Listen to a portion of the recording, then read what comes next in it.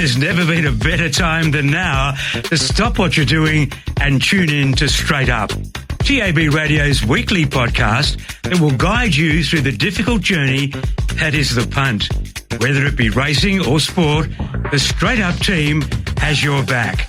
Now, from the studios of TAB Radio, welcome to Straight Up. Yes, and welcome along, Russell Collett. G'day, mate. How are you? Really well, matey. Just got back from holidays. I'm feeling like $1 million. So you should be. Lovely to be in here with you. Well, a privilege to have you here as a radio star, a rails bookmaker, real estate mogul. I keep busy. I'm a 7-day man, a week man, and I'm enjoying it. So you're adding travel agency now to the CV, are you?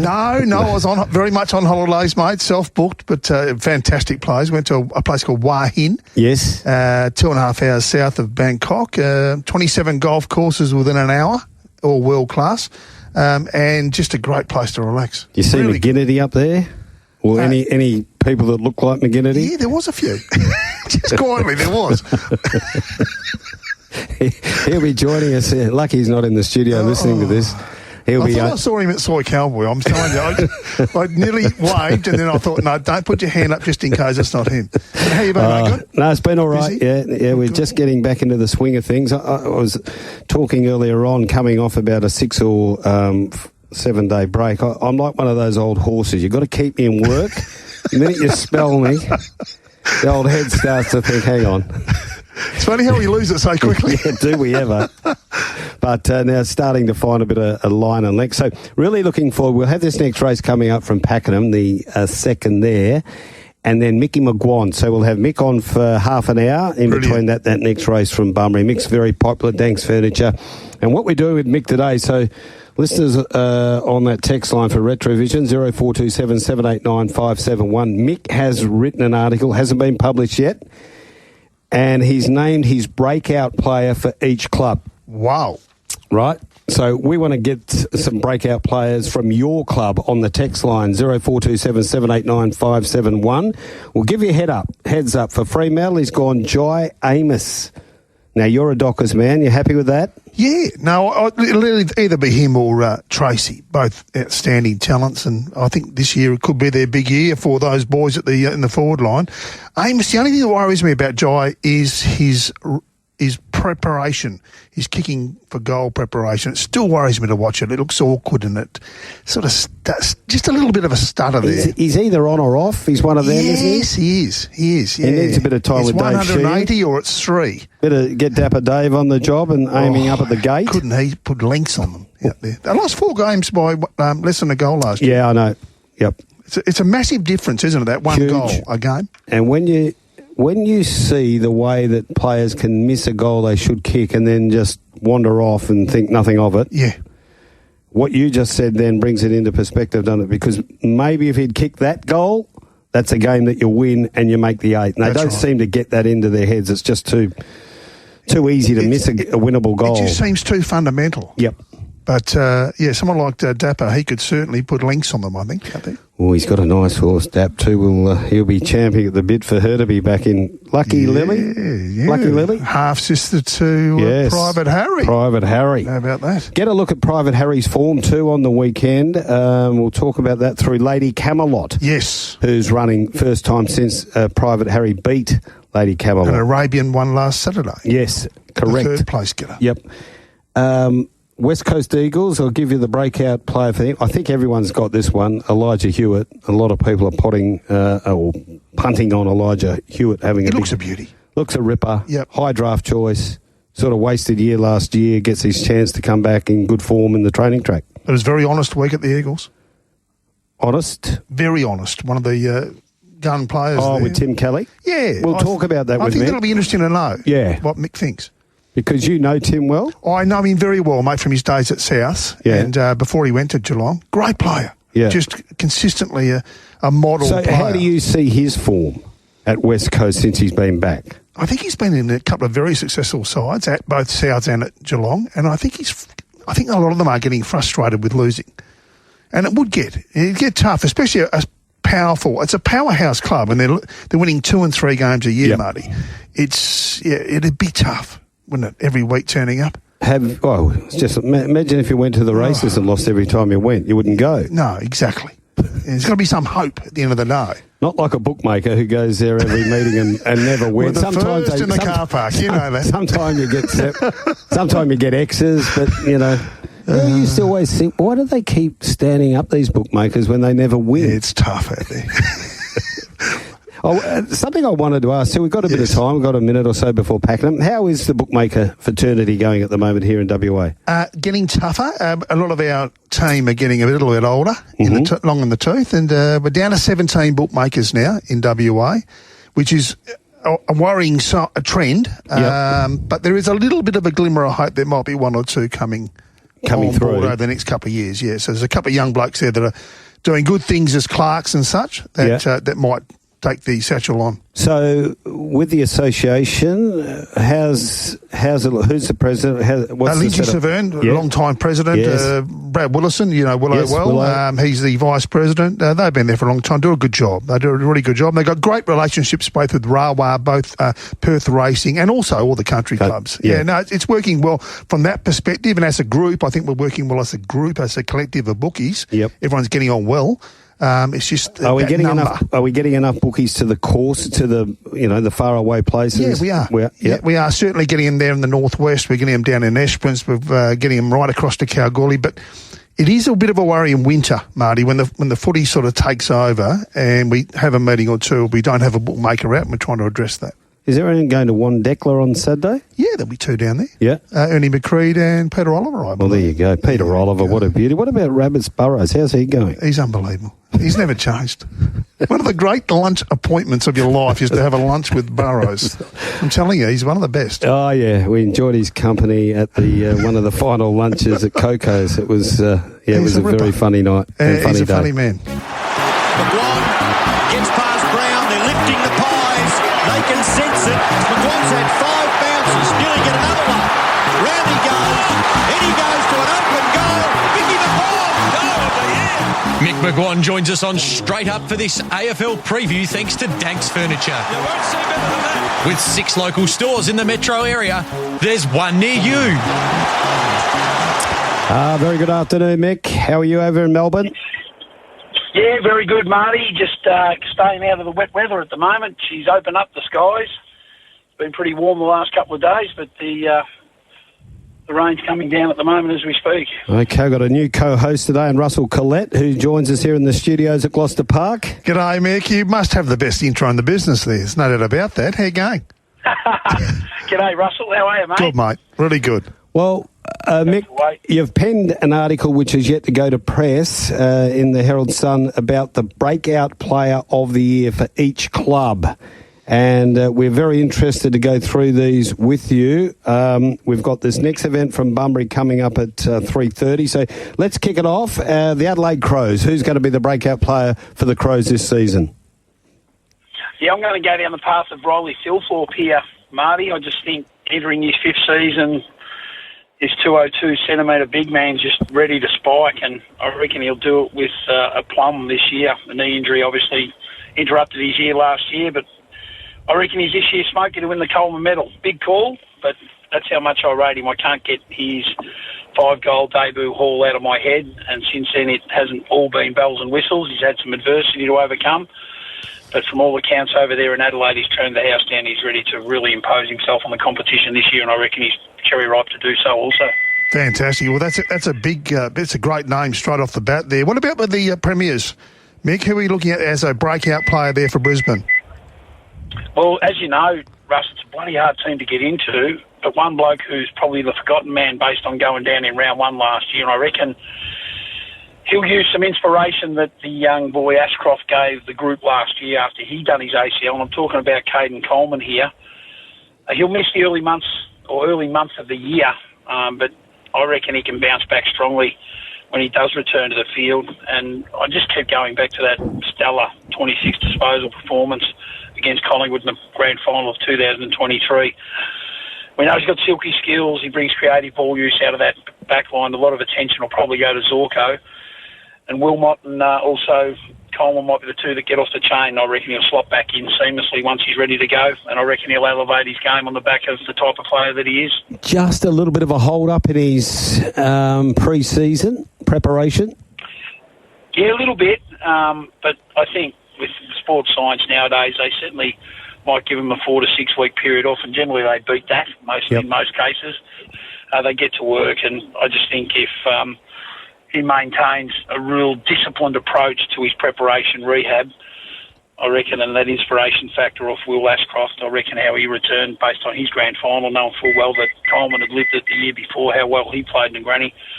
He should understand that he certainly belongs at AFL level, and he can certainly elevate his game, which we started to see before he had his ACL. How about the Navy Blues? I've gone down the path of Elijah Hollands here. I just reckon they're desperate for a mid to forward footballer that can get a lot of the ball, 20-plus disposals, but also hit the scoreboard. They're a midfield group that's got great ball-winning ability in Cripps and Hewitt. We know what Sam Walsh is like, and he's got a bit of a question mark over his hamstrings and back, of course. But this former Gold Coast Suns player, I reckon he could elevate his game. He's fit. He can run all day. He's got footy IQ. He finds space in the phone box. And I think with the line-breaking ability he's got, he might be a 25 to 30 goal kicker, something they desperately need. He kicked 17 last season, and I think he can build on that. Now, closer to your heart, mate, you would have seen plenty of the Pies. Who's the Pies breakout player for 2025? Yeah, Russ, I've gone down the path of Isaac Quainer. I thought he was very disappointing last year, and I reckon by his own admission he'd say the same thing. He looks a lot leaner. He's worked extremely hard, and his bounce out of defence is going to complement the inclusions of Perryman, Josh Dacos behind the ball, and even Dan Houston. So I think we'll see more counter-attack from him based on his fitness levels that increased. His intercept marks dropped significantly last year. He was good in the contest, 1v1, but also the element of the game that Collingwood desperately need from him is the ability to get out of that defensive end and rebound. And they even slipped from 3.7 to 2.7 in the space of 6 months. So I reckon he'll get back to his best based on what I've seen at training. Yeah, they certainly missed him at 24 compared with his 23 season. Absolutely, and let's face it, that was probably their Achilles heel when they lost Nathan Murphy due to a career-ending concussion. They were always desperate probably to get that extra lockdown defender. They tried Frampton, Housemore, an interceptor. Darcy Moore's probably better floating, not to be the number one defender. So I think they probably looked at Isaac playing a bit taller and being that hybrid defender that could lock down someone close to goal that suited his size. But I think with the creative licence that he'll get based on the speed that he gives as a team, I reckon Craig McRae let him play a bit more and really attack the game rather than defending it. Okay, the mighty Essendon Bombers, who we got here?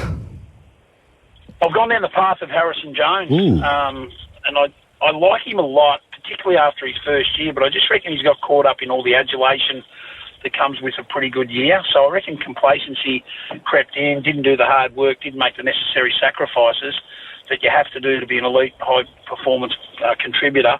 So in basic terms, I reckon the honeymoon period's over for him. If he wants to be an elite player, when your club needs him, here's a great opportunity to do just that. They've lost Stringer. Where's the 42 goals going to come from? I just hope Brad Scott doesn't play him up in a wing. We know he had a bit of taste of that last year, and he did slide back to support defence and then did push hard forward because he is an aerobic animal.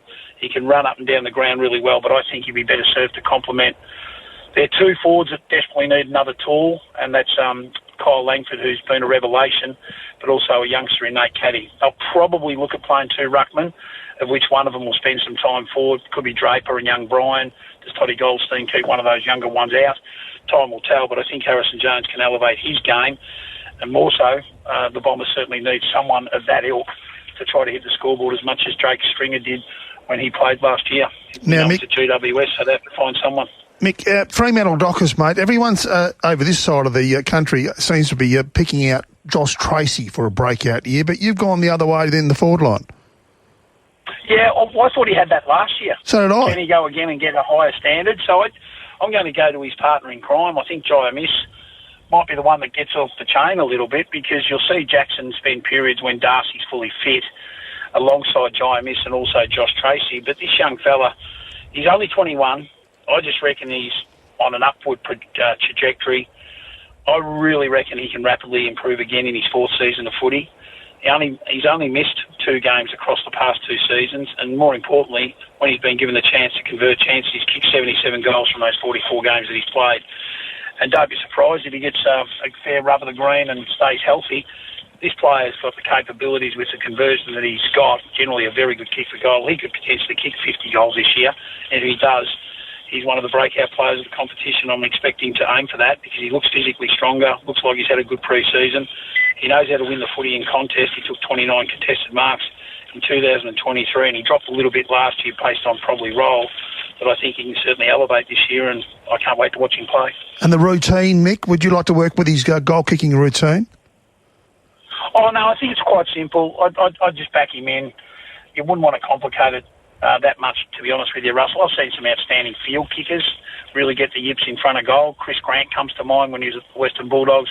Gee, I love the way he played footy, either back or forward, but when he had a shot at goal, he just went into a different mindset. And I think it was on the back of so many people, experts, trying to say this is what you got to do. I think over a period of time, you do build a routine that suits yourself, and sometimes others, those outside noises have got to be silenced and just back what you're good at, rather than get told what you're not good at. So I'm backing him to look after his own routine, and he'll go back through the right processes and calculate what he has to do, and I think he'll kick goals, more goals than points. 3 minutes to Bunbury, race number 4. Favourite playing around, looks outstanding in the yard. $2.05. Swindle the Dough is 8. Delicate Warrior 7. Amos is $6, and Gingerbread Girl at $4.20. We'll go to Geelong, cover this off before we go down to Bunbury, because I think this guy is the most exciting second-year player in the league this year, and that's Lawson Humphries. Yeah, I've gone with him. I just reckon one of the great stories of 2024, basically plucked from obscurity, overlooked talent. You guys over there will understand why. I can't believe when you got someone of this capabilities in your own backyard get overlooked, because he just played the final 11 games last year for the Cats, including 2 finals, and the way he slotted into that winning team just proved to me he was a ready-made player. He looks self-assured, he's composed with the footy, he's got that innate ability to assess what is around him, but generally make the right choice when he tries to invite a teammate into play or get out of traffic himself. I think with another pre-season under his belt, in the environment that he's playing alongside some outstanding defenders, he'll just blossom and continue to grow. I think he'll become a staple part of their team in their best 23, and I just think he's a type of player who can really elevate, and that's the reason why I'm suggesting he'll have a breakout year. I don't even know he's a left or a right footer. He's that good either side. He has got skills galore, this kid. And as you said, Mick, he's 2 games in the finals. You'd think he was about a 150-game player, the way he handled the occasion. Yeah, and if he maintains the right attitude to preparation, longevity in the game won't be a question, because he's certainly got the talent to absolutely uphold whatever his career wants to look like. He owns it. He's got that chance now, and I don't think we'll be losing him to the game of footy in the short term. Mick, we'll pause it there because we're heading to Bunbury now for race number 4, the Nixon Electrical Maiden. It is over the 1,400 metres. This favourite, Rock Solid for CJP. It's $2. We're talking about playing around. Here's Darren. We're talking to Mickey McGuane for Danks Furniture, and we're going through the breakout players from each club. Mick, we've got to Geelong. We're now at the Gold Coast. Who have you come up with here?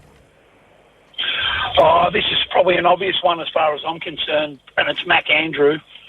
I think we're about to witness probably perhaps football's most marketable player take the competition this year. We saw glimpses, and you'd like this one. Oh, yeah, of course I would. Marty, of course I would. He put a nail into the coffin against the Bombers. And then give it to the crowd. Swung him forward. He did, yeah. I just love that bit of spunk in him, and he's just got that natural athleticism and agility. He can play both ends. But I just hope Damien Hardwick tries to shore up their defence and let him play at the traditional centre-half back post.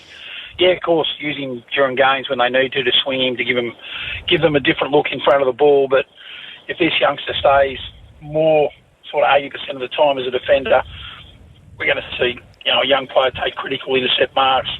He's got great composure with ball in hand. He's got good exquisite skills for a 201 centimetre tall. And I reckon if he can elevate his disposal count from 14 possessions last year to up to 20 plus, we're going to see him have a huge significance to the Suns' chances to play top 8 footy, finals footy, and then he'll be able to justify the monster contract that he's allegedly signed.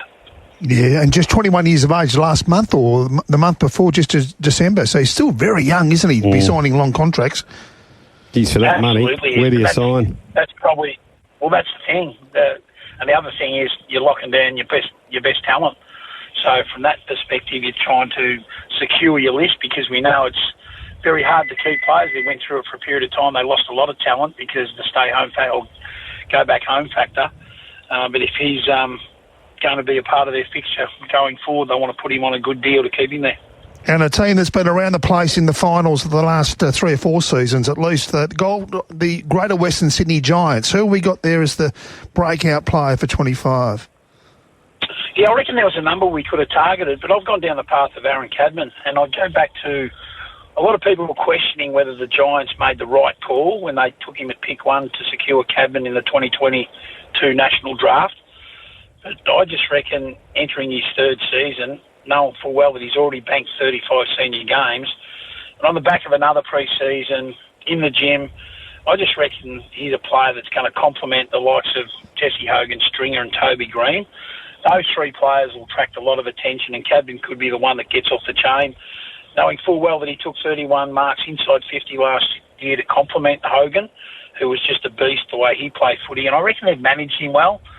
He only averaged 68% game time last year, being a young boy still growing into his body, who then will become a man overnight, and once he becomes stronger and fitter, which will increase his minutes on the game, I just think he's going to be one to watch out for this year. Don't be surprised if he kicks 30 to 35, maybe 40 goals this year. Hawthorn. Now, this is an interesting one, Mick.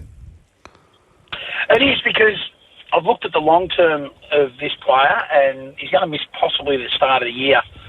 A stretch fracture in his back will sideline calcium adhere for at least the first month of the year. But gee, I can't wait to see this young fella return.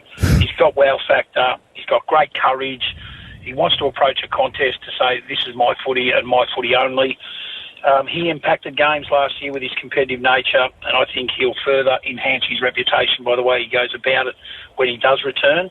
He took 17 contested marks across the 17 games for the year, and he only played 68% game time. So when you drill deeper to get those returns in his first year of AFL footy, with a young man's body compared to men he was playing on, you just know that this kid's going to be a beauty for the future. So I wouldn't underestimate him when he returns, because when he fits back into that team, they're going to be much better served. And I'm really thinking Hawthorn can go all the way this year with the talent they've got. Just a quick one on Hawthorn. Early days without Mitch Lewis and without Dia. Could they flirt with Sicily going forward now that they've got Battle and the West Coast Eagle player Barras, who's gone Tommy into Barras, their defence? Yep.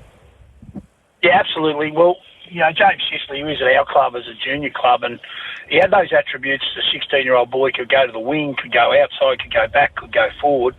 And as we witnessed last year, he's won a couple of games off his own book by going forward, nearly won the final by missing that shot at goal, which he drew, because I know what it meant to him, not kicking accurately in a game that mattered. But he's got that flexibility. Same with Blake Hardwick. We know his kick goals when swung forward. So they've got blokes to cover him in that part of the ground. I suppose you've got to say, well, they need probably a bailout, which could be Marby Chol, but another aerialist in that part of the ground could be Sicily.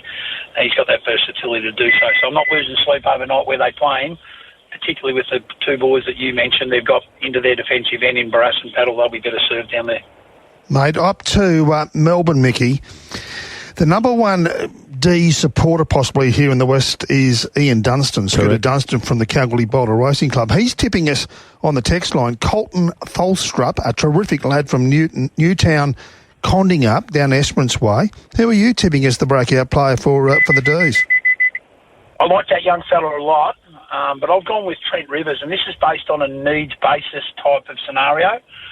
He got into the midfield last year through necessity with the Oliver situation, underdone, wasn't fit, questions over his lifestyle, all that sort of stuff, and Christian Petrarca having a serious injury. And I just think he complements what they need. Let Oliver, let Viney hunt the footy, but I want Rivers to come out the front and be a goal-kicking midfielder they desperately need, because I think their forward line's still a bit dysfunctional. Does that mean Christian Petrarca spends more time forward? If that does happen, then they need Trent Rivers to be the Dusty Martin of the Melbourne Footy Club. Win the ball, if Petrarca's forward, come out the front, attack the goal face, and maybe try to get a goal-kicking midfielder out of him. He did only kick a couple of goals last year, But if he can master being a player that hits the scoreboard more than he has and returns 25 to 30 goals a year, I reckon the way he'll play, he'll be in the All-Australian squad conversations because he's got those type of attributes. I reckon he's been a star, undersold too much because the focus goes to Gawn, Oliver and Petrarca and Viney and Brayshaw when he was playing there, and rightfully so.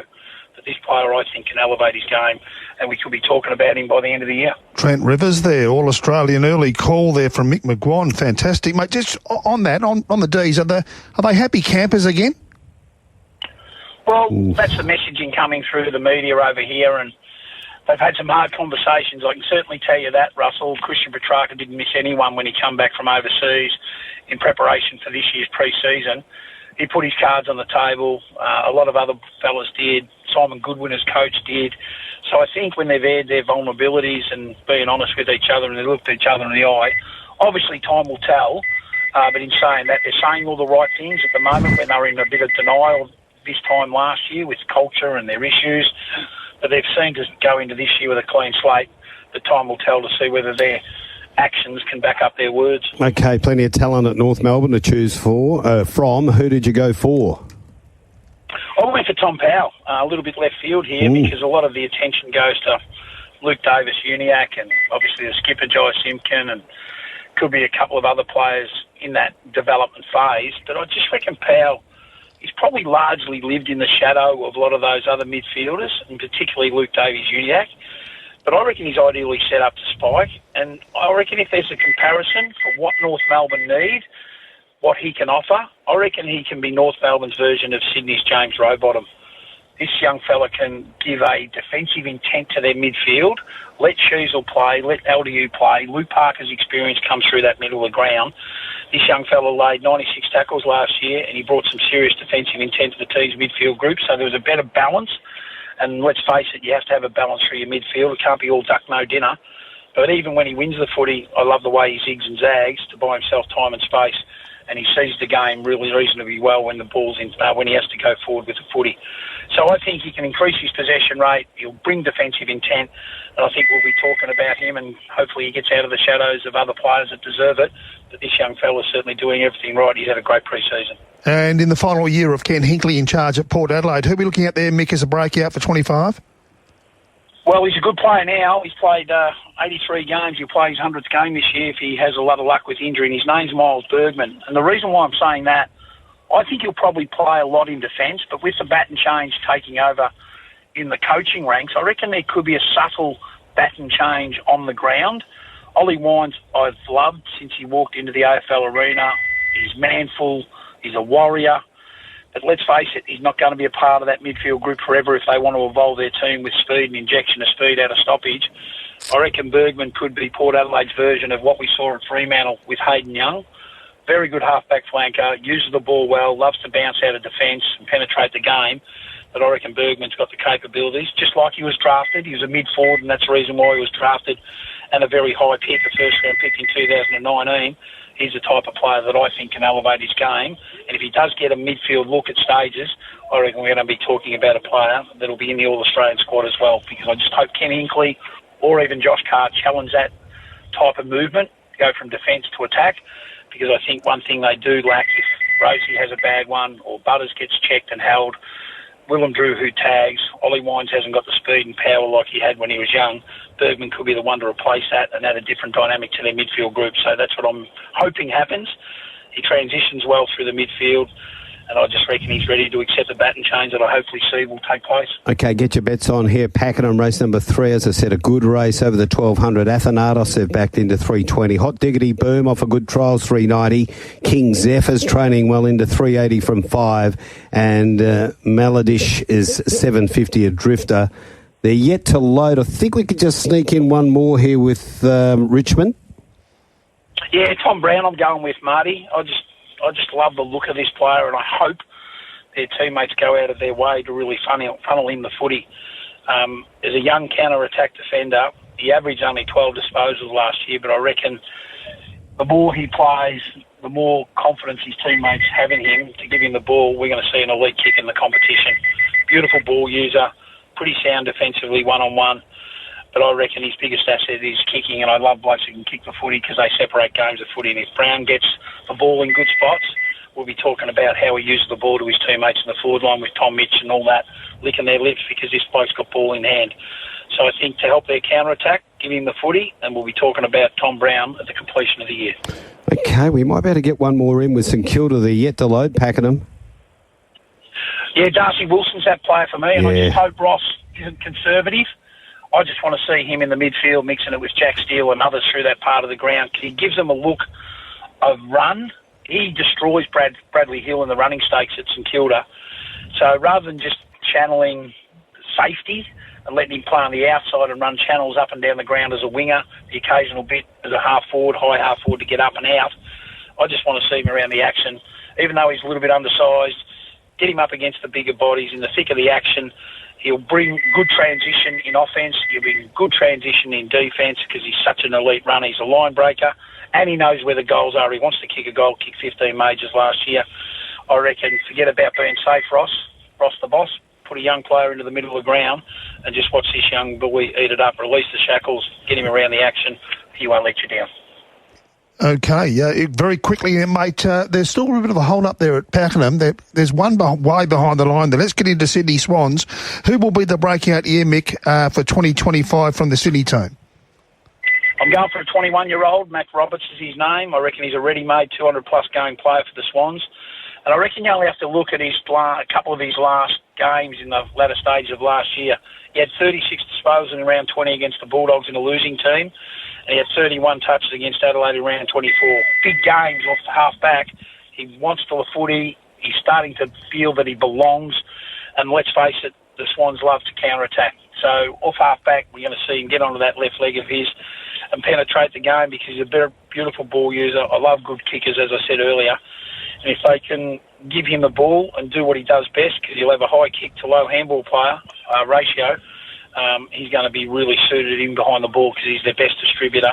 And I think he'll elevate his game much in the same mould of players like Bailey Dale at Western Bulldogs and Lockie Whitfield at GWS.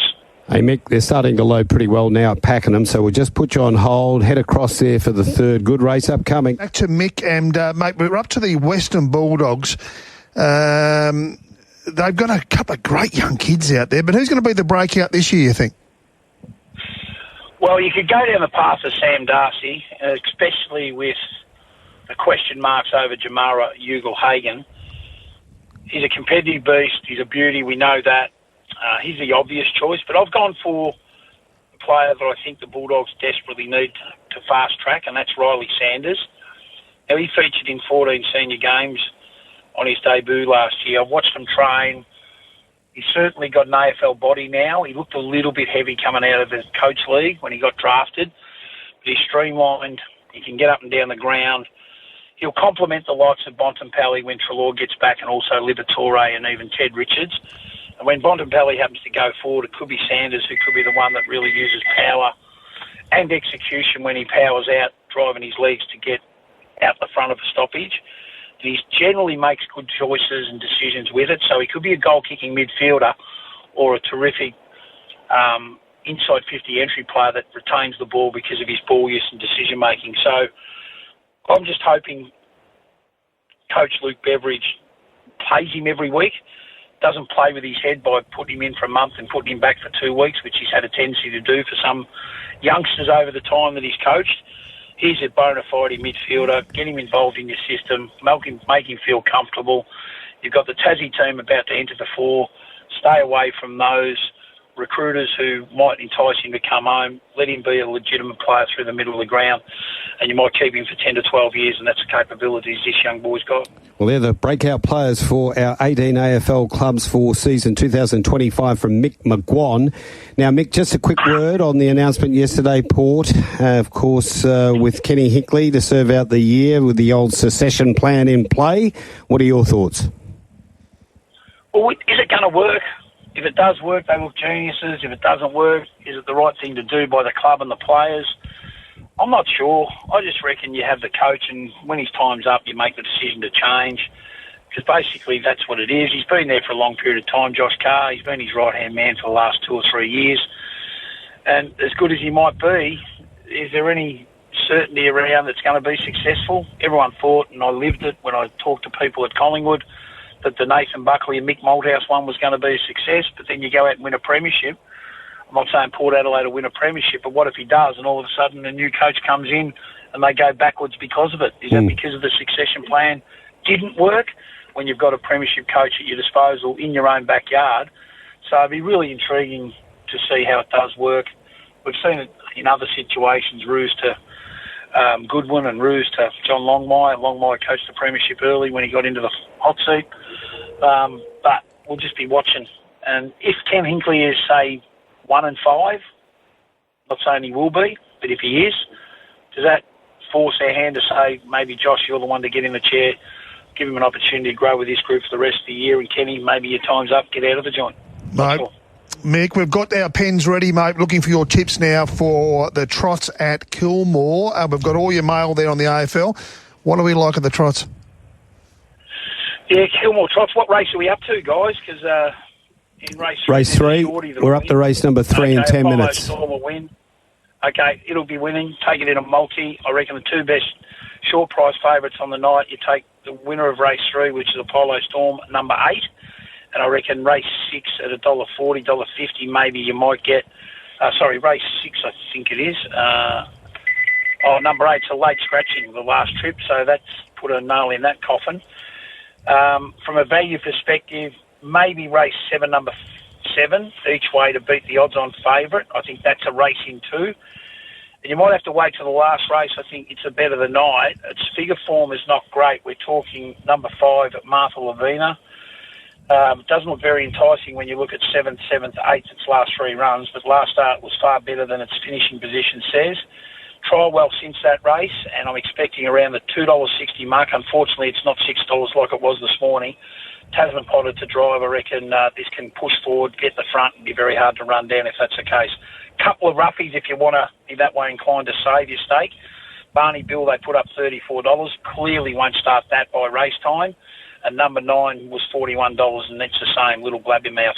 Maybe take some Cornellas or have a couple of bit shillings each way onto those 2 roughies if you're more a value hunter rather than a short price favourite punter. Okay, so race 3, number 8, 7. 7's our value, better than night. Race 9, number 5. Mick, for Danks Furniture, the comfort of home, 6 stores all around the metro area.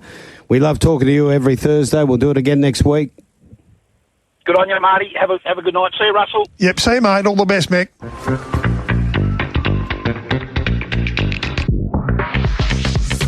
There's never been a better time than now to stop what you're doing and tune in to Straight Up, TAB Radio's weekly podcast that will guide you through the difficult journey that is the punt. Whether it be racing or sport, the Straight Up team has your back. Now, from the studios of TAB Radio, welcome to Straight Up. Yes, welcome along, McGinnity. How are you, sir? Rusty. G'day, mate. Good to bump into you at the airport. Sorry I couldn't meet you in Thailand, but next time, when I'm over there, I'm just a little bit...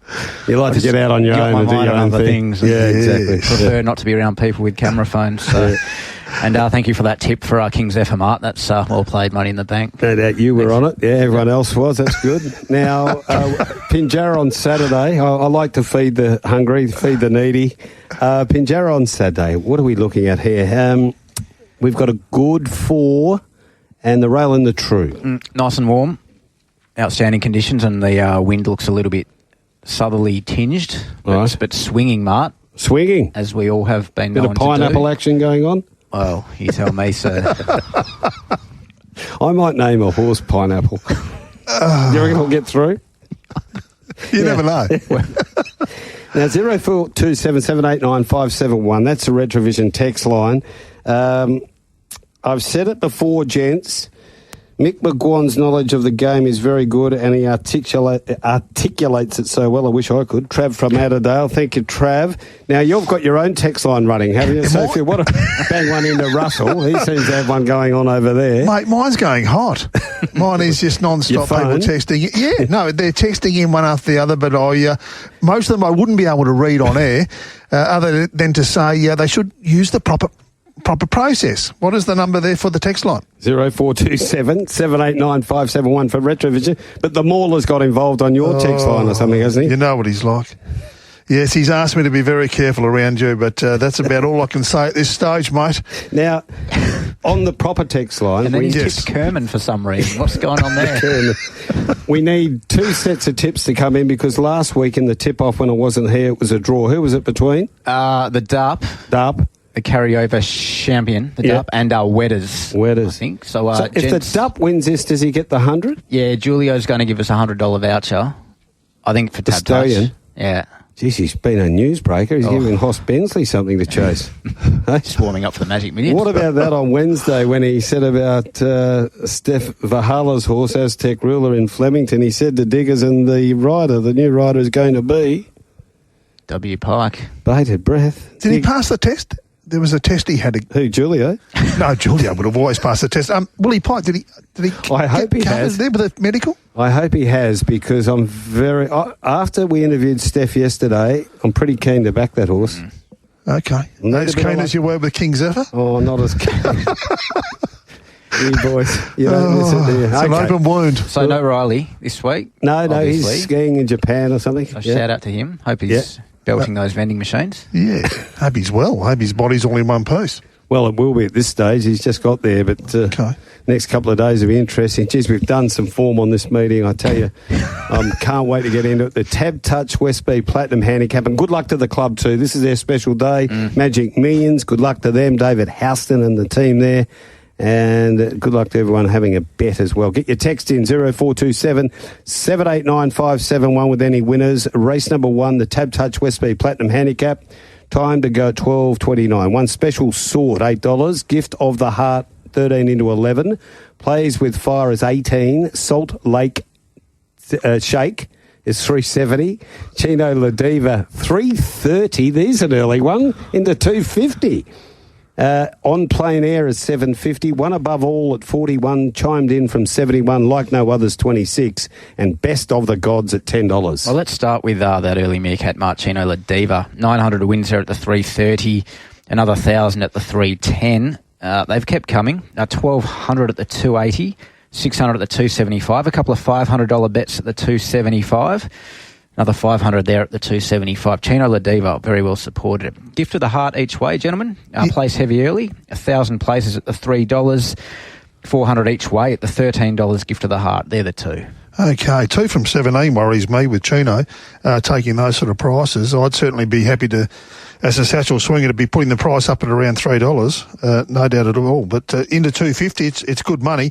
The one that gets me here, Marty, is the one from Albany. Wolfie's one down the bottom. Best of the Gods. It's been a slow developer, but that last start win and even the win three runs back. It's got a lot of ability. It gets down to the minimum there here, 54.5, drops 4 kilos on its last start effort, and you regains Sean McGrady. I really think at the price, you're looking at, $9, $10 now. It could be a bit of value, drawn the one. I'm actually inclined to agree at the price. I'm probably not tipping or punting in this race, but it's one that could get me. Concerns with Chino La Diva, also the fact that this might be... there's that chance of end of prep. It's got to come soon, doesn't it? The horse has been up forever. Yeah. Done a fair bit of racing. Salt Lake Shake up to the 1,300. Some query for mine, but may get that right run on speed. Gift of the Heart was a nice trial, but yeah, jury's out with a few of these for mine at the prices. Yeah, and I just think at the $10, I think there's a bit of value there. Wolfie doesn't bring them up for no reason. The horse is in good form. 5th start of the prep. Remember the mare, Budden Alert? Yeah, what a ripper she was, yeah. Consistent mare. Yep. That's why I'd be going. Okay, a little bit of love there for... Well, Wolfie will be bringing him up for a reason because he can't run him at Albany for the next meeting. Pinjarra Park, race number 2 is the Witterson's higher service handicap. It is over the 1,000 metres. Time to go 4 minutes past 1. And number 1, Keep Reading, is 51 to 34. 2, Scissor Step is 17 to 15. 3, Lexington City, 460 into 340.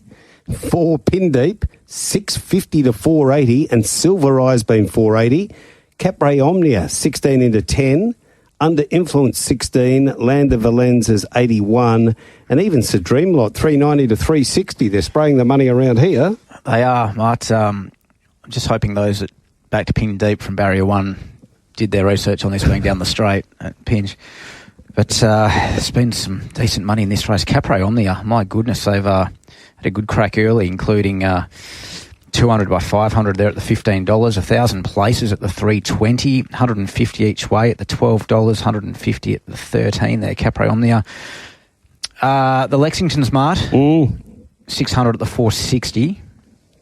And yeah, a bit of Eastern State sharp money there, pin deep as well, Rusty. Yeah, pin deep. I was actually at Bunbury, saw the horse after it won. It looked fantastic, and I just thought to myself, well, this horse is going to be in for a big prep here. And I know it's drawn the wrong side for the 1,000-metre dash, but it's well. It looked fantastic in the code, and it did finish that race off perfectly the other day.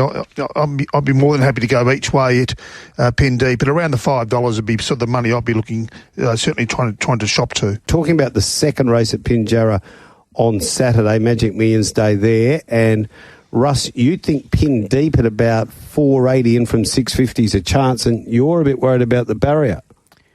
Just a touch. It seems a good even tempo at the very least in this race. A couple of unknowns to mine. Silver Eyes off the setback.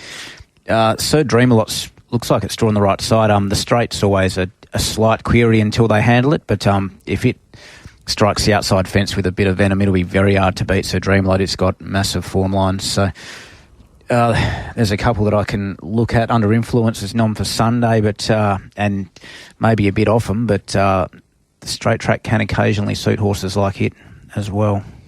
Okay, so Russell Collett so far, you've gone with Wolfie in the first. Yep. At $10, Best of the Gods. Race number 2, you're in with Pin Deep, the 4. We go to race number 3. Are you standing up on Saturday there? No, I'm Sunday. Sunday at Bunbury. Bunbury. Off to Bunbury.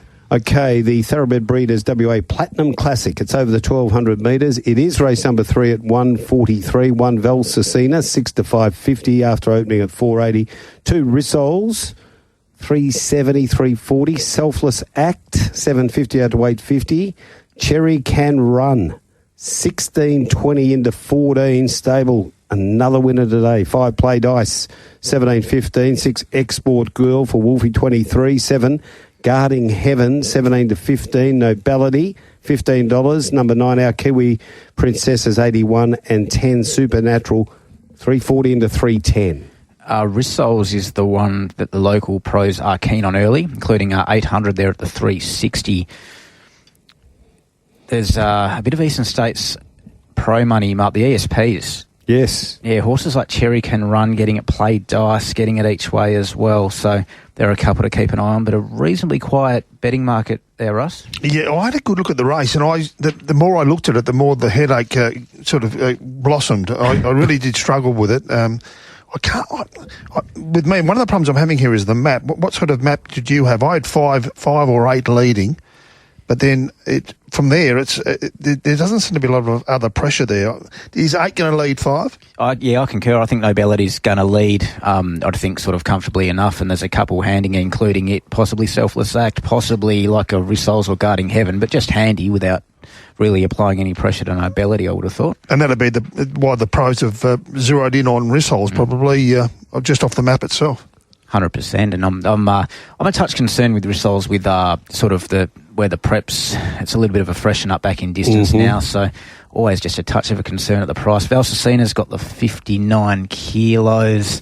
Supernatural, I thought, I might be being a little bit nitpicky, but I thought maybe even the last 2 starts have been a touch flat from it, so maybe towards the end of its prep, but could be wrong there.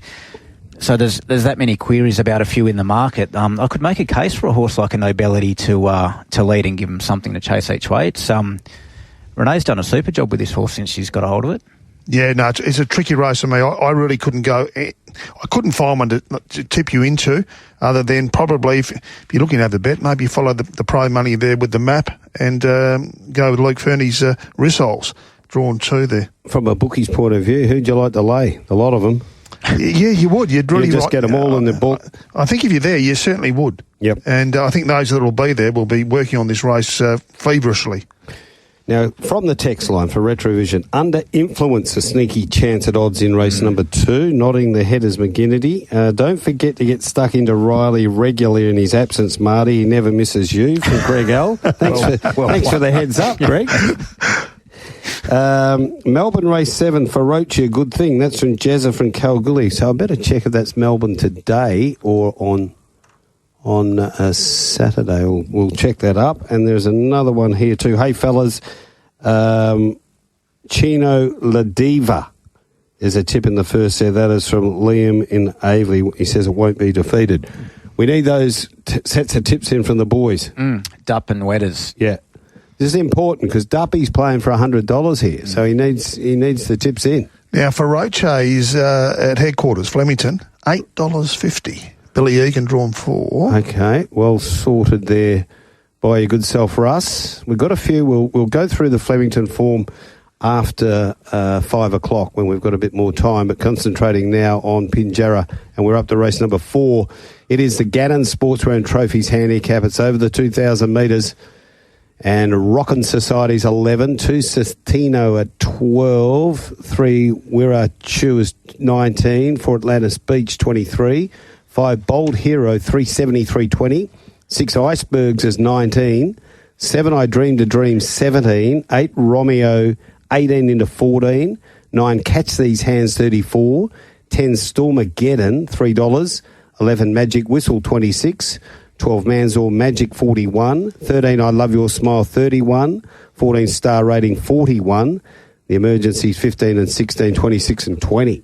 You don't reckon I got the tremors pricing Icebergs after they jammed it up me last start, 20s into 10s, and Mitchie setting a track record to come and remind me all about it. It was outstanding. But the money isn't there yet. There's a bit of place money Icebergs, but not the text message adjacent stuff, unfortunately. So they're probably waiting for a better price. Stormageddon early, 1,000 at the 310. Bold Hero, 750 at the 370. Another 500 at the 330. 500 at the 330. Bit of Manzor Magic each way. Money there at the 50s and 40s. Rocking Society, 3 lots of 250 each way at the $11. And guess what, champions? You can have it again. Mate, any money for Steve Wolf's runner, I Dreamed a Dream again. Very nice looking animal. Went and saw it at Albany when it won. Really well put together, this horse. Has been a little bit of local sharp money there for I Dreamed a Dream. There you go, at a price. And for some of us, how hard was the watch for those punters that were on Stormageddon last start? Boy, it was tough, the head-on. Hard luck at 2 in a row. Yeah, here's Zach and Burswood weighed in. Stormageddon, as bad a watch last start as it is for Julio when he sees a Twitter notification from Wesley. Surely loops it and wins on Saturday. Oh, it was hard to watch. Hey, Zach, that's the clubhouse leader. The text of the day. It's very good. Very good. It's one of the better staying races on a sort of Saturday we've seen in a while. This is a good even affair. There's probably 6 or so horses that probably haven't hit their mark yet. Mild tempo, a bit of a concern for a few of them for the back markers, wide drawn horses. So, I mean, for me, unless one of those first 2 faves gets kicked out a bit in the market to back, I'll probably back We Rate You at or Wear a Shoe or whatever. It's $21 each way. That'll get me. Yep, and I'll stick with the Albany horse again. 2 for Wolfie. I thought Bold Hero was pretty impressive last night. Wasn't it ever? Actually, in first up, it was just as impressive. I know it's the obvious, and it's a $3.20 favourite, but Rommel's having a bit of a run at the moment too, the stallion. Yes. It'd be interesting to see. What did you think of the other one in the betting that you mentioned, the other short price commodity in this? Stormageddon? Yeah. Oh, I mean, it's 2 in a row. It's sort of put together, and as one of a few that was on it last start, it's well, do you pull the ripcord and go, well, that's your hard luck, or do you just keep following until it gets up and they can hurt you, sends you to the madhouse? You know, when you fall in love with these horses, they can hurt you if you just keep buttering up to them. I'm just thinking that Bob all of a sudden's in a bit of form. They're winning everywhere now. This could be the one where he says, right, as our mate Zach said, he just loops them, no getting caught up behind them, and might be too good for him. So you think, Brad, to get it? Anyway, bit of value for you, Russell? I think so, yeah. Yep. You worried both of us. That fitness might be an issue because it hasn't got a run for the last 6 weeks? No, I think they would have kept the work up to it at home, mate, that old one. Yeah. And you'll be happy with the shorts? I'm not going Stormageddon, no. Yep. I don't mind the horse. Yeah. Don't mind the horse, but there's something about this Bold Hero that I like. Yep. And Mac listening down the line too. I reckon he can tell us about those colours of Bold Hero. About to head down to Bunbury now before this next event. Quick update. Mac will join us in a tick. She's perfection. $2.30 into $1.50. You there, Darren? Yeah, tuned in, Martos. That is a good race, isn't it? Coming up on Saturday with Stormageddon. I mean, he's just been a complete victim on both occasions. I love the fact that it's drawn out there in 13, where it can go back and hopefully get a nice little toe into the race and get around them, and then be given full rip, because it should have won its last two. But Bold Hero certainly is a horse having its first crack at a mile and a quarter. But look, it's a 4-year-old seemingly going places this campaign. There's been nothing to be disappointed with his two performances so far, and I just think that he's ready now, and he'll take another step forward too in the care of Simon Miller. So a good clash that there. We rate Choose building as well. I think he's just about spot on after 3 runs back. Would have liked to have seen this though at 2200 or beyond, but a good clash coming up there at the 2000. Mac, those colours are Bold Hero. Have we seen them before in the past? Am I dreaming or? No, you're not dreaming. Those colours, they're the colours for Graham White, former steward. Yeah, Whitey. Many years ago. GN. Yeah, GN White. They're his colours. Yeah. Purple, black hoops, light blue cap. Always found a good horse, Whitey, didn't he, over the years? Yeah, dabbled around with them after he left his role as a stipendiary steward, and finished up having quite a number of horses over the years, a lot of them with S.J. Miller. Great friends of S.J., and he's had horses in many other stables as well. So we're doing the Pinjarra preview on Straight Up, and we're up to race number 5. This is the Geisel Park Stud. They've had a winner today at Bunbury. Good to see. Colours saluting. Number 1, Trio. 8 to 7.50. 2, Henry the Aviator, 15. 3, Missile Storm, 8.50. 4, Close at Hand, 14. 5, Best Mood, 13 to 11. 6, Gauge Roads, 15 to 8.50. 7 is Golden Door, 6 to 5. 8, Mean Machine, 370 from 390. Mystic Jones, 23. 10, Antique Star is 11. Forbidden Apple, 20. 12 is High Boy, 126. And 13, Mr. Mount Walker's $71. Mart. There's a bit of snipping there, Forbidden Apple. A couple of 250 type bets at the $20 there, which they're welcome to again. Trio, $300 at the $8. Golden Door, $400 at the 6, and $300 at the 5.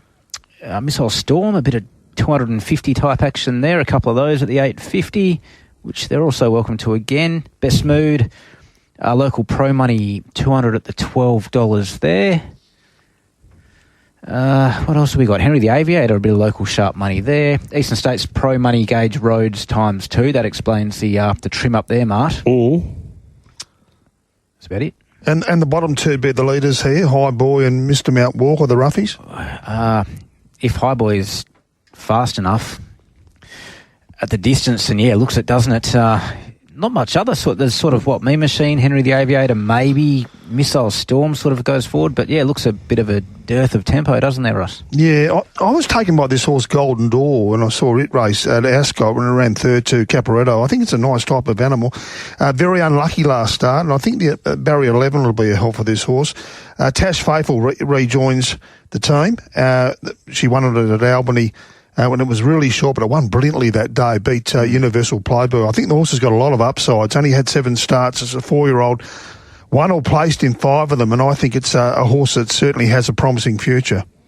Yeah, concur. So this is a good little grad. There's a bit of depth to it. I had something on Trio in the last race, Saturday week ago. It was a nice run. Something it just looked like it needed that run first up. It goes a bit better second up. Does it need one more, or should I be following the money, which I will be anyhow? Should almost be ready to go. I'd be thinking, this is a good race. There's a bit to it. Mean Machine, can't talk anyone out of that horse. As Ross mentioned, Golden Door's got a future. Plenty of progression there, and even a horse like a Best Mood, who, was it maybe just a bit plain first up, but we know what this horse can show at its best, so it's the sort of race where you could back or tip about 10 of these. And the early specking there, Gauge Roads for the Wolf Stable. That's probably been the best one spec so far from that team. Yeah, and very nice return as well, only beaten a length by Golden Vale, and that form does look pretty strong, Mark. Russ? Terrific race, mate. I'm sticking with Golden Door. I just think it's got the upside, and I think it's going to be a horse of the future. If they can hold it together, Dave Hopton does a good job with his. I think the Barrier 11 suits this horse. I think it'll get back, and I think it'll be running on, and I think it'll be running on and probably saluting. And you'd think Pinjarra would be more suitable for the horse than Ascot too. Absolutely. Okay, so Golden Door, a tip there with a bit more confidence too from Russell Collett, our man here today. How's that text line looking, Mark? Oh, text line, there's a bit going on. We still haven't got those tips in. I just looked up and saw Mogadishu go out onto the track there for Gordy. Horcrux draws low and will give us sight. Can it hold on for a place now? It's back to 1,200. We haven't got to Horcrux yet, have we? We have not. No, we'll get to that, Greg. High All. Not a good week for myself last week. Sorry, All. Well done to Pan Wetters on having probably his best day ever. After I win this week, I'll even donate the $100 voucher to the Capel community. Not sure much more good comes out of there. Pass on my early regards to Julio. He can half actually and get himself a blue ticket on Twitter to hopefully get some hits from Wesley's wing manning. Well, your text lines are much busier than mine at the moment. Mine's gone quiet, which is good. That will be the dup for those wondering. That was the duppy. So, yeah. He needs to send him in though, Dup. Come on. Move him up. First leg of the quad. He's just waiting for everyone's tips. Come on, Dup. This Your own is set this week. the Splintex. First yearlings at Magic Millions Perth handicap over the 1,400. Cha-ching. Well played, Mart. It's another 50 in the pocket. And Benji's is 11. Captain Pluto's back and with aplomb, 16 into 650. Didn't see that one coming. Influencing 34 to 23. What's going on here? Yarra Lee 12 to 11. Zafira's $17. Above the peg at 14. Angel Undercover 5 to 480. Hostile Talk 6 to 550. Petruchka $14. King Salute 440 to 390. Manavendra 61. Sacred Oath 101. There's plenty of money being bet here.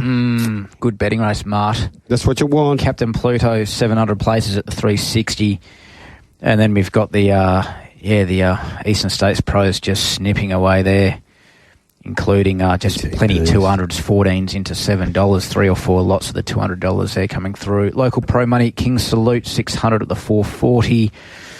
A bit of Hostile Talk money. But yeah, mostly we're all talking about this go on Captain Pluto, who has been known to ping fresh, and a bit of respect to King Salute there, who's been well supported by local sharpies, Russ. Well, I can assure you there was a bit of Hostile Talk there. I was standing next to the Maylands Mauler. We had a quaddie together. And Hostile Talk, he ended up putting it in as the one-outer. After mentioning twice or 3 times about Benji's, he said, no, we'll go the one-outer. And ran 8 of 9. It got a little bit, there was a hostility, I will say that, in that little West Bay bar there at the front of Ascot. 3 wide, no cover, unfortunately, but that was probably, the die was cast as soon as Shorty had it one out in the quad, I would have thought. Yeah, exactly. I don't know what he got up to last weekend, but I saw him on Monday and he didn't look good. I don't think he come up for air over the weekend. As opposed to his normal appearance. Yes. Oh, dear. Angel Undercover. Boys, any chance here? Oh, big chance. Big run last start, wasn't it? Yeah, huge, I thought. I think it was in my black book, wasn't it? Oh, the amount of people that would like to see your black book, Mart. I'm just going back to have a look. I'm sure it was. It'd have retina scan technology on it, wouldn't it? Oh, dear. You have to turn the lights off. Absolutely. Ultraviolet, it'd be. No doubt about it. King Salute, of course, there's 4 or 5 really good chances. This is a great race, Matty. If you're backing winners at Pinjarra on Magic Millions Day, you're going to go home with plenty because you're getting value all day because there's such good racing down there. Well, we're all going. You going? Yes, mate, absolutely. Yeah, we're taking a bus down because the Pinjarra Park security are quite unaware about a few of the people that are coming with us, so we can sneak them in. Safest way. Yeah. Good mate of yours from Fremantle, Peng. He's on the bus. You're around the back there. Yep. Percy. The place putter, Datesy. What about Dougal? Can I get him in? The Black Flash? Oh, having trouble with his glands at the moment. Well, I know a few people that can help with that. Mark, this is a really nice race.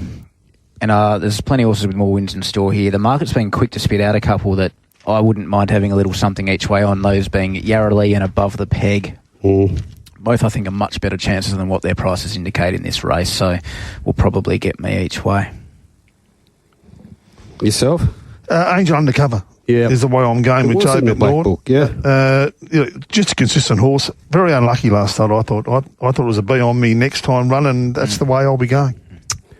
I just looked at the black book. Cavallo Red was in that. Gee, it looked home yesterday and probably only got a short sprint, has it? I didn't think Leggy Blonde was racing anymore. What's that still doing in your black book, Mark? It's Blonde from the bar.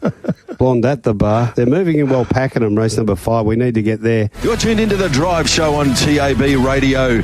The Drive Show with meat on the bone. Oh, yes. Bit of meat on the bone here. This is the Magic Millions WA 2-year-old Classic, race 7 on the card. It is over the 1,200 metres, and what a field we've got here. This is a ripping 2-year-old Classic, isn't it, boys? Yeah, both races. Both the Classics are brilliant. Yep. Okay, let's have a look at them. Do I Feel Lucky? 6.50 into 5. Now, there's been plenty of betting in this, hasn't there, because you've been open for a while on the 2 races? We have got some after nominations, books all in markets, etc. There's been some great activity, Mark. All right, we'll go through it in a tick. 2 Capitola. Firm at 13, 3 The General Sun, $6, 4 Back Chatting, 71, 5 Hold My Wine, 16, 6 Storm Away, 10 to 7, 7 True Fiction, 91, 8 Stride Away, $333, number 9 Our Naughty Secret is 16, 10 Golden Opera, 21, 11 Girls on Fire, $12, 12 Perfectly Proper, 15, 13 is Salve Regina, 71, 14 Hard Solo, 91, and then you get into the emergencies. We'll start with this book, Mark. So we've got 1,600 places. Do I Feel Lucky at 225, 1,000, 650, 400 at General Sun at the $6. Our Naughty Secret getting some good each way support there, Mark.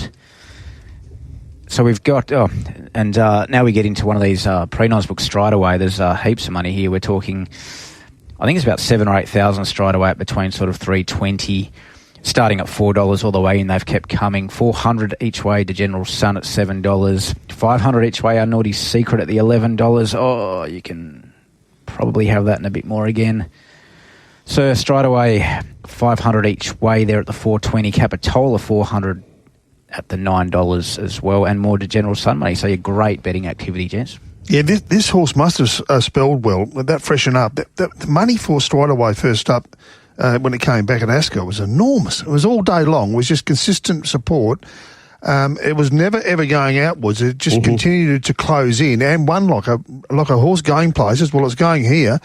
A terrific race. How excited would be the owners out there? Would they own the dream team? And how would you like to have one in this, Marty? Fair dinkum. It'd be exciting, wouldn't it? Going down to Pinjarra and having one to go around in a 2-year-old Classic for $250,000. I think there's a bonus if it's the girls. Is that right? Owned by all girls. Yeah. All ladies horse. Nice little fat top up to the checks there as well. So just a great concept and bonus. A deserving and a deserving race. They've certainly got the feel that they deserve. It's a ripper. I was taken by Stride Away, as I said. The support was so strong. It was relentless. What did you think of the win? I thought it was good. Okay. You weren't as impressed? Well, I got the job done. Well, it's half the battle. It is half the battle. And knowing Neville, he would have had something up his sleeve for this race. For sure. I'm with you a little bit, Mart, in that respect. It sort of had the right run to win and a few others did not. I thought the second horse had done all the work, hadn't it? Do I Feel Lucky was a very nice run, Yeah, big run. But 15, the barrier. Yeah. So it's probably going to have to do the work again. Alan Thomas. Gee, you can be unlucky with barriers, can't you? Yeah, you can be lucky with them too. I think there's been a couple win from wide draws. Well, some of these sorts of bigger field races, you'd probably prefer to be 3 wide with cover than 3 back the fence. Oh, that horse could be suited ridden like that as well. Back wide with cover and come with a run. No doubt about it. It's going to be a terrific race there, and I'm sure there'll be a big crowd of owners down there at Pinjarra, just beside themselves to have a horse in the Magic Millions WA 2-year-old Classic. It's a ripper race. Good support money-wise for Storm Away off that second to Monte Tremezzo. That was a run and a half. Is the question the backup? Can the horse do the backup? It's never ideal, is it? In my opinion, a 2-year-old backing up first start to second start. It's a big ask. It may have been a plan all the way through, and 6 days. Mitch is shown a number of times more than 7 days. capable to pull it off. So what? That's sort of planning. Right. The grand final sort of planning. Yeah, okay. Getting one right, landing the money. Yep. Letting me know about it afterwards. Well, they've backed this, haven't they? So, they have. So what about since the all-in betting and everything, what's happened there? Straight away is the one that just that capitulation for a few retail outlets and those multiple $1,000 bets and increments of them. Happy to take any sort of price down to $3 is always a little bit of a where there's smoke, Mart. There's Indians. And a great opportunity for Lecter. Yes. In a big race. In a big race. Yeah. 100%. Now, what I want to talk about is a great sneak each way bet, Mart, our naughty secret. $16 around the traps and bigger elsewhere each way gets me for a horse. It might be one that does get one of those 3 wide with cover type runs. I like its progression and I love the price. They nailed the $41 last start in town. So they'd be happy with themselves. But, I was really taken by the General Sun's debut. Storm Away, right in the money here. And, of course, Stride Away. When they just keep coming with a wall like that, when it just is relentlessly going one-way traffic, you just so know there's too much winning? smoke. I think they do. I think the horse must. I don't know what happened between that and the second there in behind Talk & Co, but it must have done a hell of a lot right. The trial was strong. The trial was very impressive. Mm-hmm. And I know it only just got the job done, but it got the job done. And those sort of horses are so the it sort gets of into horses. barrier 5 here. Yeah. No. I think it's a deserved favourite. If it races as well as it did last start, it'll be very hard to beat. But yeah, good luck to anyone that's got a horse in this race. It's a classic race. It really is. And they seem to go on from this race too. They kick on, don't they? Oh, it's an honour board, Mart. Oh, yeah. Storm Away, $7. It's. I think you've got to have something on it just in case it does handle the backup, don't you? Because on that run, wow. Yeah. And you'd have to have a roll of the dice if you owned it. Oh, definitely. You'd say, well, why wouldn't we back up again in a week after that effort? Terrific race. Certainly worth going down there to Pinjarra Ford. It'll be a ripper. Let's have a look at this next event coming in now from Bunbury because they're getting close to the barriers, only 3 minutes away, and we've got a great 3-year-old race to dissect, so we'll hold back on that. Have a look at the Greenfields Lodge at Magic Millions handicap over the 2038 and Flash Paddy.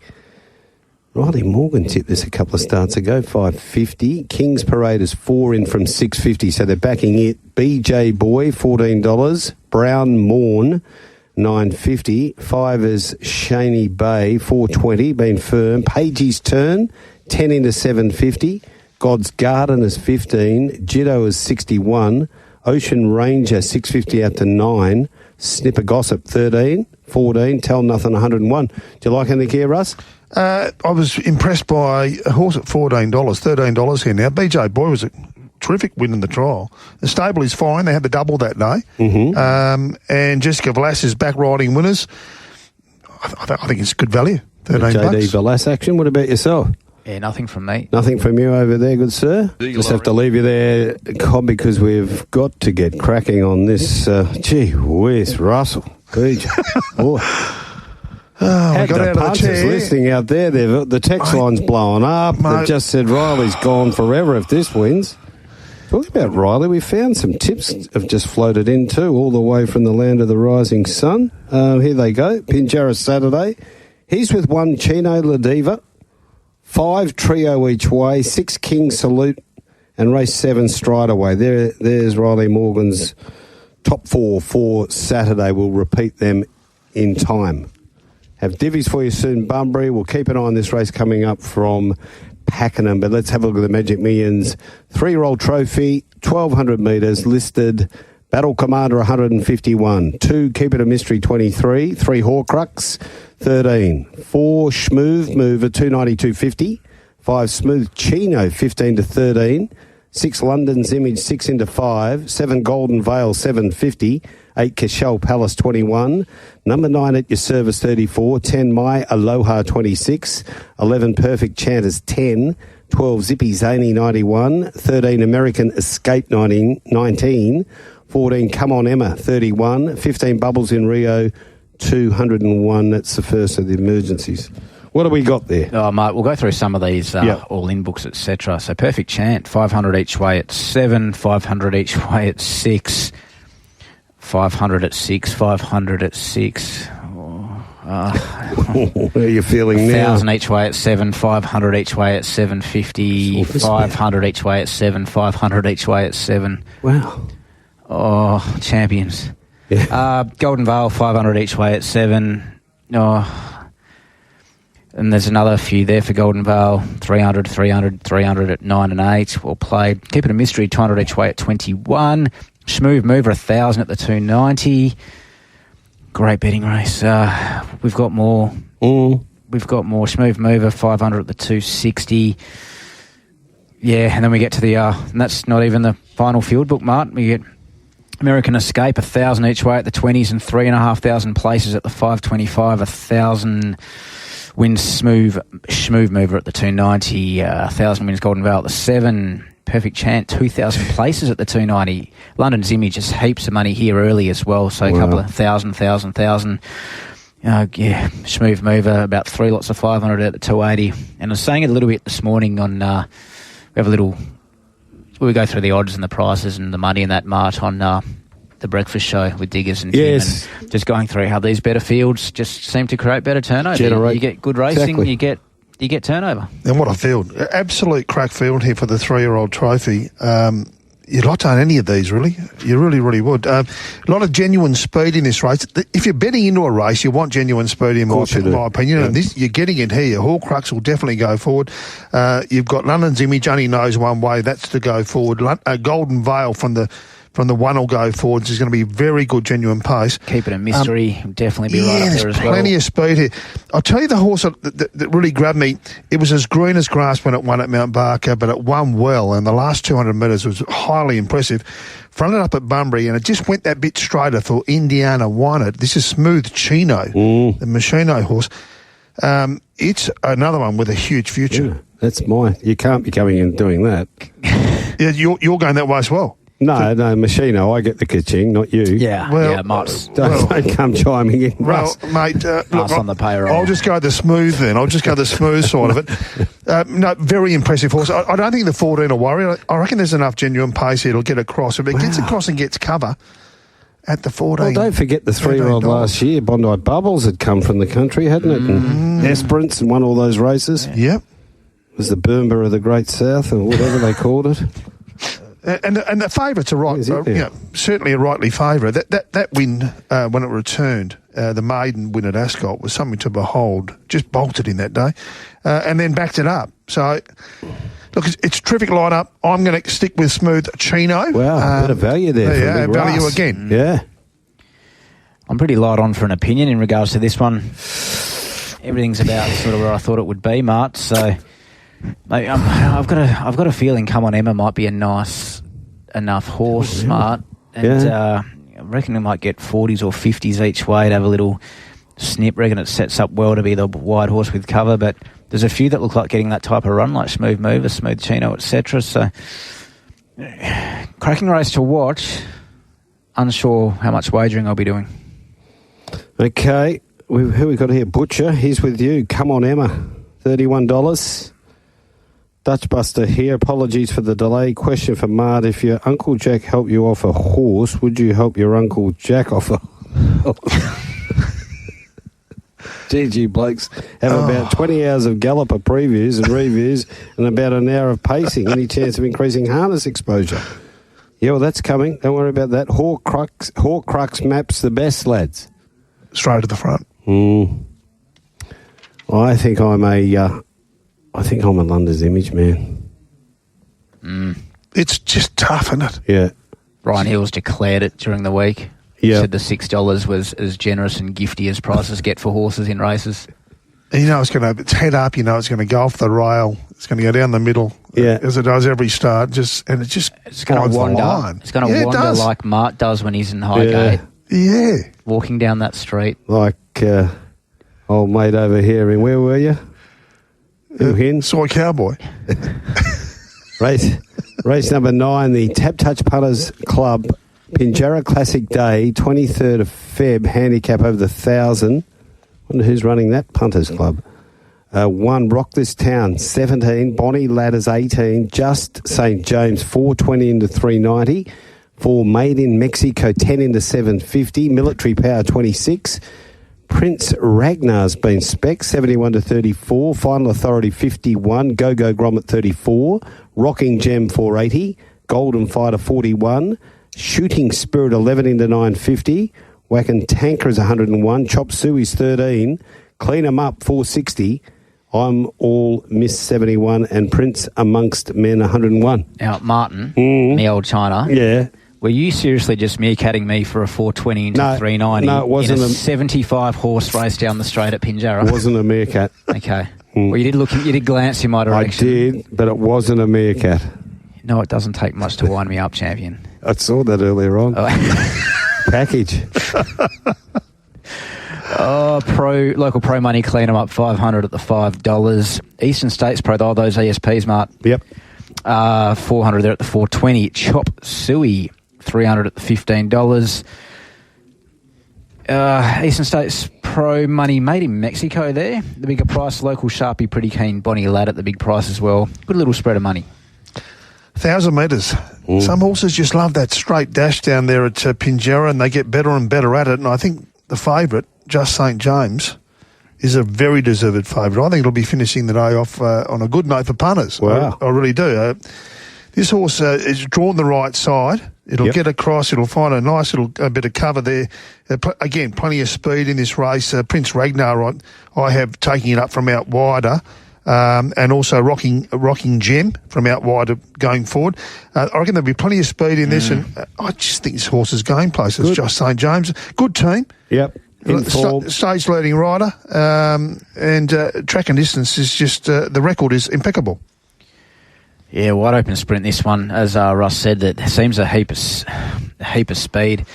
Sometimes in that scenario down the straight, you'd probably rather be close than further back, because you only get a chance to really make one run down the straight, don't you? You don't want to be weaving and risk getting chopped out, so that's going to make this an intriguing watch. But, gee, that Just St. James, the penny seems to have dropped, or it's turned the corner or something. Good point you make. Track and distance, 4:2:01. Yep. I'm going to wait and see what the market probably spits out of.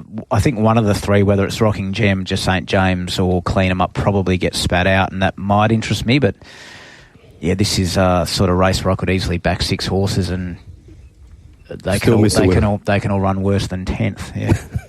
So you're saying go wider if you haven't a quaddie? Yeah, as opposed. I'm saying to go the other. I'm saying you're really going skinny it up in the last, and I think it's an easier race on pave than you think. Those drawn wider, you know where the speed's going to come from.